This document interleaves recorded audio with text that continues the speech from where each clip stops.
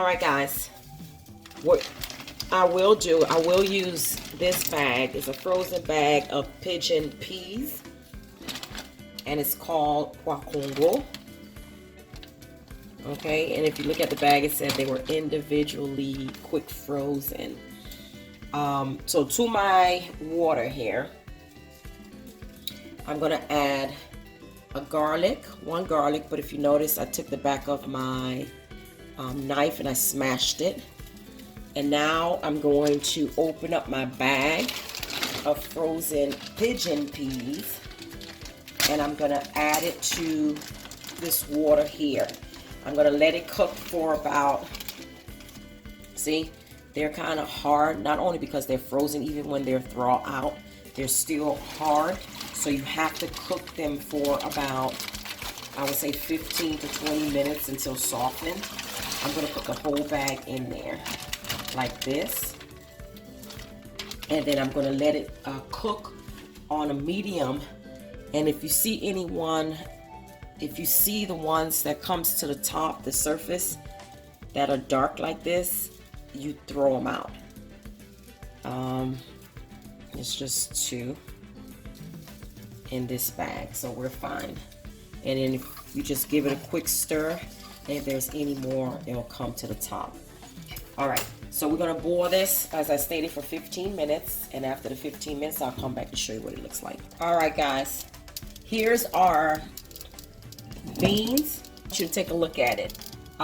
It's not too soft, so when you're boiling it, just make sure your beans are still intact, okay?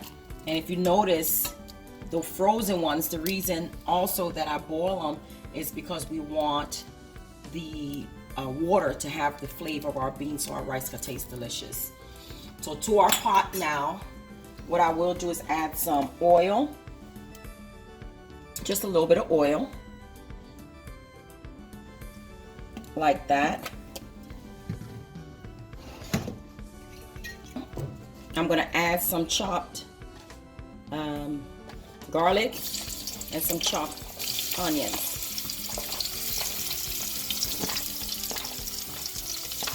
And add my cloves in there too. And remember, you have to rinse everything off before you use it.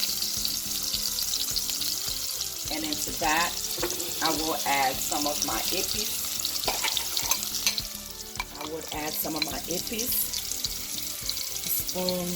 Half a spoon like this. And I'm gonna let this fry before I add my beans for about a couple of minutes before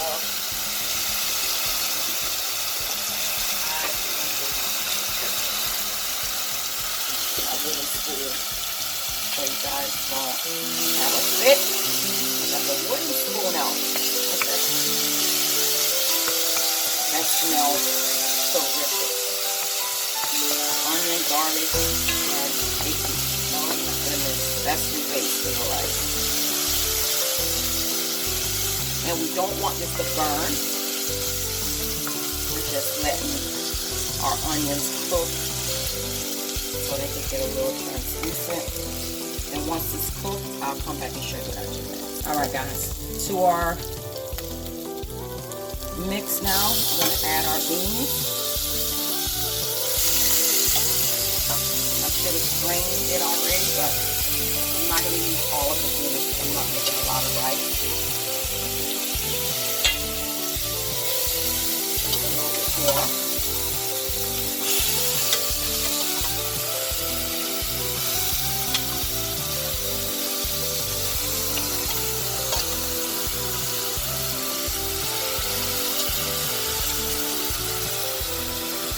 The other half for another day.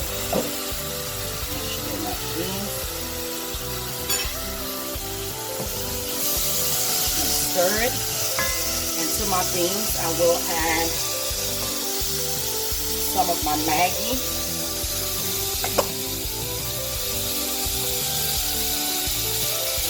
Okay.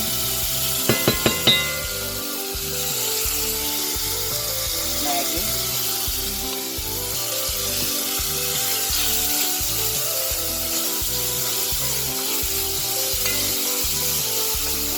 will add some butter.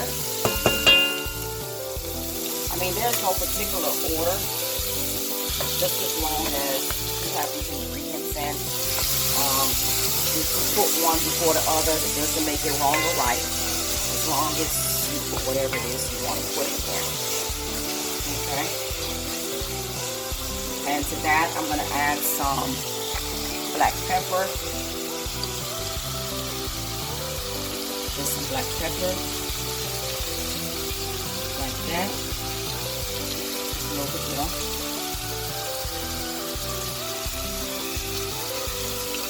And the next thing I will add is a little bit of adobo. Because the Maggi that I use is not as salty as the cubes, so this is why I add a little bit more of different spices.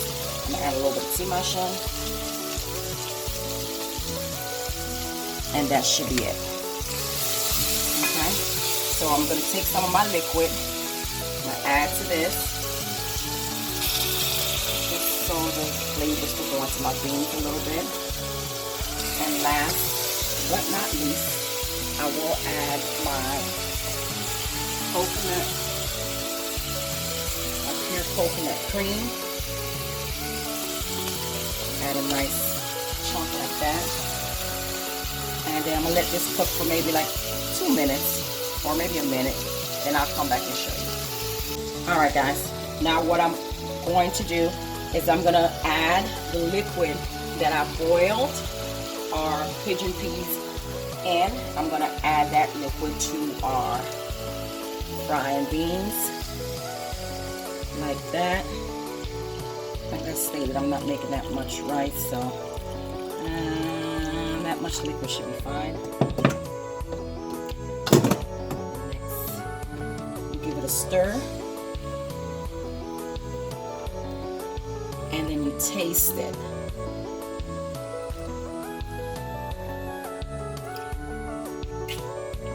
Okay.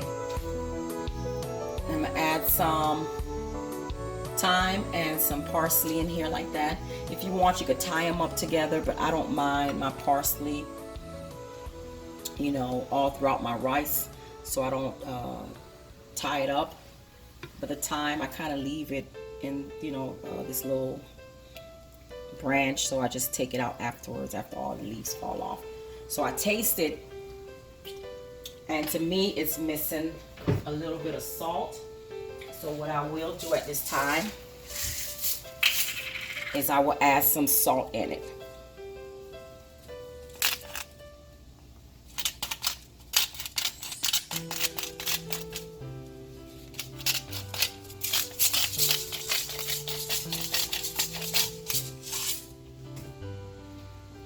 And we're going to stir it and give it another taste. Make sure the salt dissolves. Perfect, perfect, perfect, perfect. Once it comes to a boil, I'll show you what I do next. All right, guys, I will add my rice now. You washed your rice prior, and I'm dropping it in like this. And you all know I do not cook with measurements, so I kind of eyeballed it. And if I need some more rice, then I would just go ahead and add it. Okay, it looks as if I'm gonna need a little bit more rice.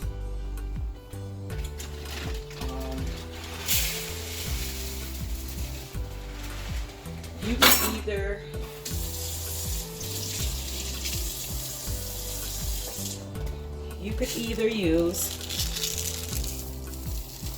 your jasmine scented rice. I think I got too much now. No, perfect. Just a little bit more. And this is what I'm looking for. Perfect. Okay. You can, and this is the rice.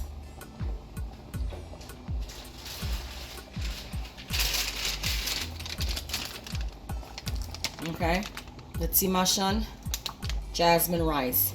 And someone brought this to my attention, one of my subscribers. They were telling me that the madangugos and some of the Haitian rices are imported from China. And I was looking at them. This one actually comes as a product of Miami, Florida, so this is why I bought it. But when I looked at the Timashun one, and there's another Timashun that comes in a bigger sack, and there's a madangugus that comes in a sack as well. They come from Thailand. So that's a big question mark right there. So we have to pay attention to what we're purchasing, you know, to see where they will produce that. Okay, so here's our rice. You never want to stir your rice. In the beginning, you stir it one time, just to make sure it's not sticking. But if you stir it too much, what's going to end up happening is you're going to have yourself a mushy rice. So what I'm doing is I'm waiting for this liquid to evaporate. So every so often, I'm going to come in and just push my rice forward like this, making sure it's not sticking on the bottom until this water evaporates. Then I'm going to cover it, let it steam, and then I'll show you what it looks like. All right, guys, I just wanted to show you this. If you notice, there's still liquid on the side. So this is where I come in and I just kind of scrape the bottom like I told you. Do not stir it. Kind of loosen things on the bottom. And it all depends on your pot, because if you're cooking with a non-stick pot, then you should be fine. So you have to know your pot. Okay? So if you notice, all of the liquid has evaporated. So what I will do at this point is I will add my Scotch bonnet in the middle just to get some nice flavor.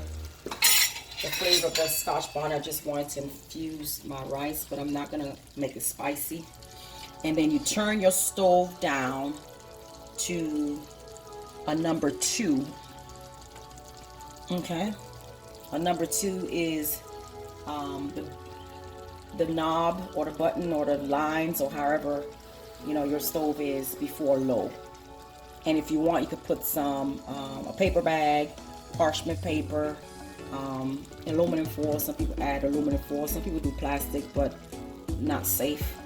And then you just put your lid on and let this rice cook for about good 10 to 15 minutes until the rice is tender. So once I come back, I'll show you what my rice looks like. All right, guys, here is our rice. So what I would do is just remove our stem from our thyme. I'm going to remove our hot pepper so it would not burst in there. And then what we do is just come in and just fluff up our rice. It looks and smells delicious, and see, our rice is not sticky at all.